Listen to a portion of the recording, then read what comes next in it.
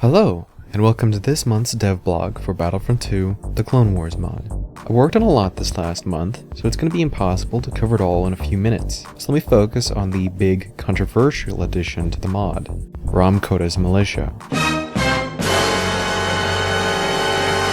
Now, some of you may be thinking to yourselves, what the hell are you talking about? Why do you hate your fans? Who is Coda? Unsubscribe! Why are you adding something that's not from the Clone Wars TV series? Wolf, you make blind kids cry. And all of that is well and good, so let's dig into it.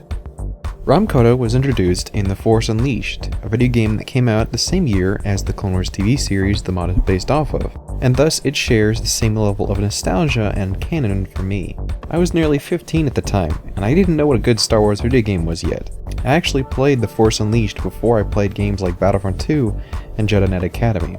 I know, I should be taken outside and shot for that and plenty of other reasons. Rom is a Jedi that survived Order 66, because while he fought the Separatists in the Clone Wars, he didn't lead clones into battle. He didn't trust them. He didn't think they were good soldiers either. The value of his opinion on the effectiveness of clone soldiers is up for debate. Instead of using clones, Coda formed a militia of regular citizens. The terminology here is a bit important. The reason why they're referred to as a militia is because the Clone Army was the only officially sanctioned army by the Republic government. Coda's forces were not an official army. They were recruited from local planetary militias, mercenary groups, and even separatist prisoners of war were given freedom in exchange for their service. Ultimately, this militia saved Coda's life.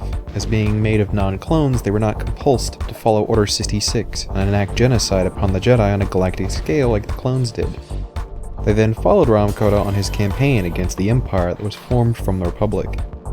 There exists a mod for Star Wars Battlefront 2 that covers this time period. It's called the Dark Times 2, and I highly recommend it as being one of the most polished mods out there. It's actually the mod that made me start modding myself, but that's really off topic now. Coda's Militia will appear in the Clone Wars mod as one of the random teams you can play as.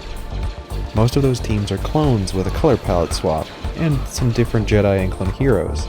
But the militia itself will actually play a bit differently than the clones.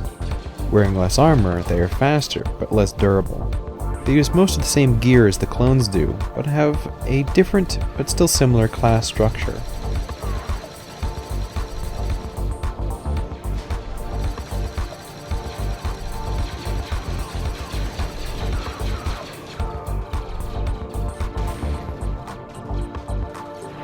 One key difference is the militia trooper, armed with a DC-15S and a stun baton. Let me say, it is honestly pretty fun to take out the stun baton and start beating droids to death with it. The stun baton can't block at all, but it does cause a stagger. It is the only melee weapon I have planned that will cause a stagger. Lightsabers do not, and neither does the electro staff. The trade-off those weapons have is their ability to block.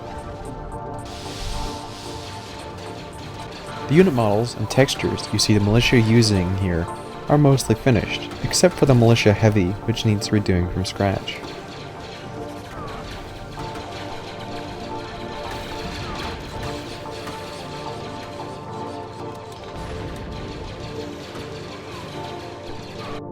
Moving on, most blasters now have new reload sounds of my own design. I made an effort to be as realistic about it as possible.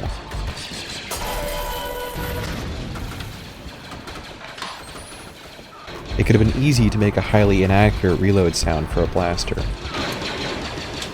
For example, real firearms have a bolt or a slide that needs to be pulled during a reload. Blasters have no such equivalent, so just using a straight up firearm reload sound would be inaccurate. Most of the CIS weapon sounds have been improved.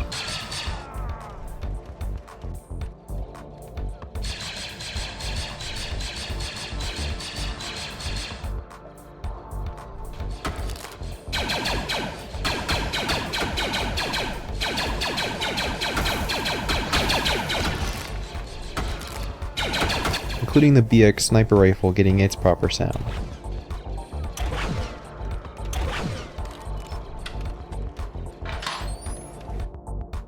Thanks for watching, and catch you next time.